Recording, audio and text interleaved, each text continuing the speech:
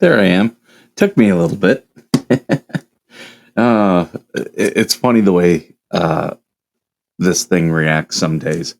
Um, but I do have a couple things I'm going to be talking about. This is actually a video that I'm doing um, that is a continuation of a video I did last week.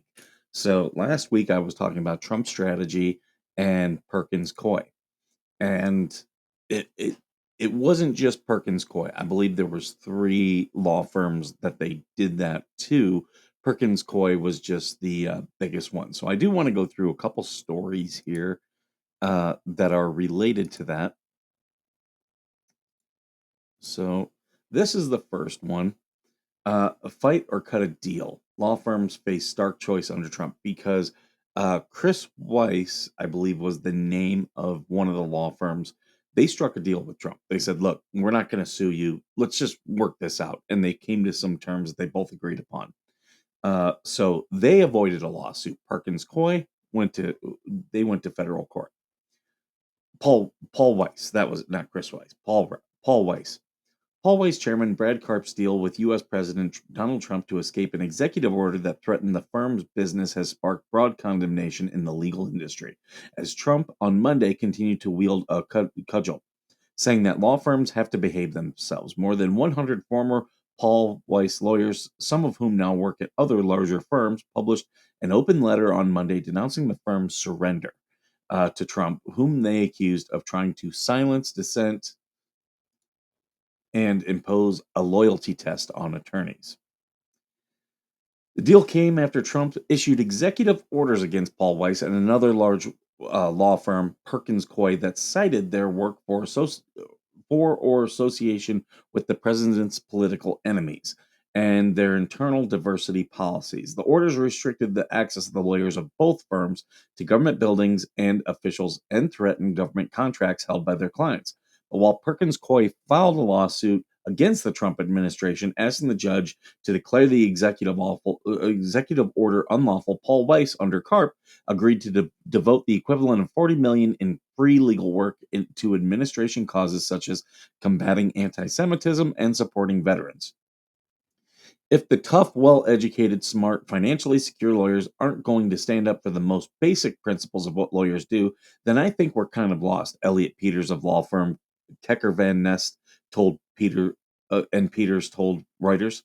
Kecker Van Nest issued a statement on Saturday to marshal support for a friend of the court brief backing Perkins Coie's lawsuit, a version of which has already been drafted. Paul Weiss spokesman did not immediately respond to a request for comment, but Karp, in a letter to the law firm's lawyers, said on Sunday that Paul Weiss faced such a loss of clients that it was unlikely to survive a battle over the executive order. Karp also said that other law firms failed to rally to our side and instead sought to take advantage of Paul Weiss's predicament by trying to pick off its lawyers and clients. So rather than, all these lawyers are like, oh, you should be doing this, you should be doing this. And rather than helping, they all uh, instead became sharks circling. So they do what lawyers do, just be scumbags. Trump on Friday ordered the Justice Department to recommend similar moves against lawyers and law firms that handle immigration cases or that sued the government over the past 8 years, a group that includes many of the largest U.S. firms. Celindy Gay, a litigation firm by former partners from Quinn Emanuel, said in a statement on Sunday that it supports Perkins Coie and rejects the notion that the government can punish lawyers for their choice of clients. Another firm, California's Complex Appellate Litigation Group, has already signed on to the court brief supporting Perkins Coie partner Anna Rose Matheson, who co-manages the firm, on Monday. The firms publicly promoting the brief so far handled mainly litigation and are smaller than 1,000 plus lawyer Paul Weiss, which also has a large practice advising on corporate deals. Paul Weiss generated more than $2 billion in revenues in 2023, according to the legal industry publication American Lawyer. Munger, Tolles, and Olson, which drafted a brief and is quoted. Okay, so I'm going to go through. People are putting forward briefs. We got it. Perkins Coie said in its lawsuit, Trump's order posed an existential threat to its firm, but argued the president's actions were illegal and said it cannot allow its clients to be bullied. Um, I just think that law firms have to behave themselves, Trump said to reporters at the White House on Monday when asked if he wanted corporate clients of law firms he had targeted to find new attorneys. And we've proven that we have others that want to make a settlement also. Bar associations in Los Angeles, New York, Philadelphia, San Francisco said on Monday the president's actions undermine the right to counsel, independence of legal profession, and the rule of law. Okay, the problem with Perkins Coie is they were very involved in the Steele dossier, which is totally debunked. The whole Russiagate hoax is, it fell on its face. And should law firms be able to do this type of political assassination? That's going to be a big thing of the lawsuits. So I'm just looking here. So everything else is pretty much done with this story here. So you have one law firm said, "Okay, we'll strike a deal." Another one is digging their heels in, and they're going to fight. Uh, So remember, I said this was all strategy. Here's something else: more strategy by this case in the Trump administration. This one's from Politico. The DOJ moves to boot federal judge from Perkins Coie case. Attorneys with the Justice Department of Trice this week asked for judges who ruled against them to be removed from cases, echoing a legal tactic by Donald Trump. As tensions between the White House and federal judiciary continue to rise, litigators at the Justice Department are increasingly seeking to have judges removed from cases where they have ruled against the administration.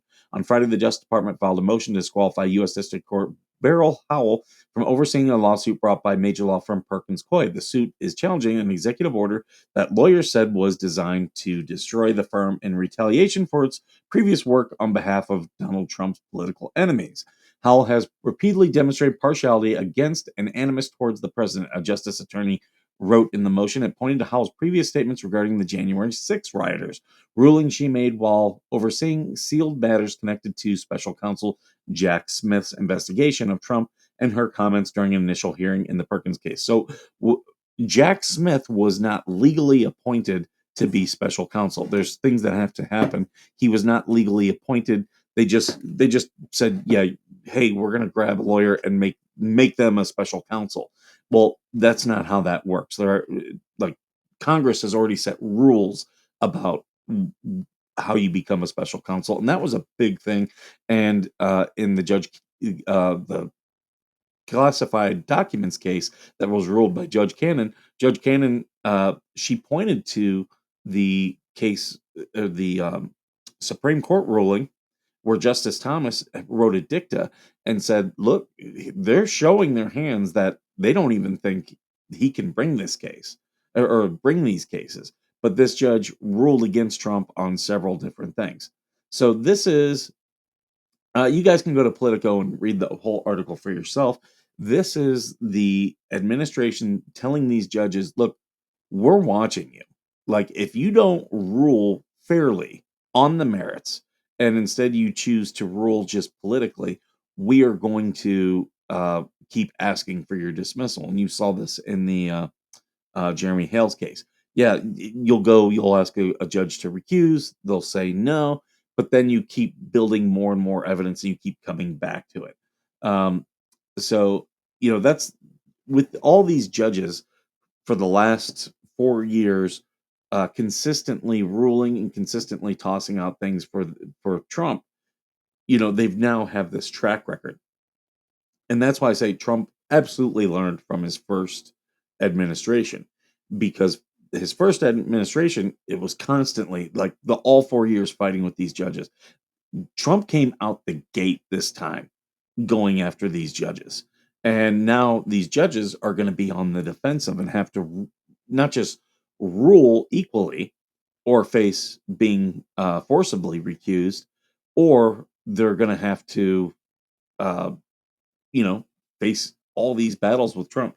So I think the days of judge shopping with the Trump administration, which is something his political opponents loved to do, both in his first administration and during the Biden administration. So I think that is going to very quickly come to an end, because all it's going to take is one of these judges, based upon their rulings, to get tossed, and it's that's going to be it for it.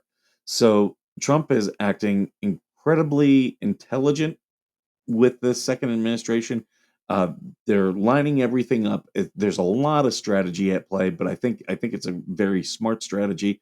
So we'll keep on these cases and see what happens with it. But that's all I have. I just wanted to give you an update from last week. Go check out these articles. The first one was from Reuters. The second one is Politico.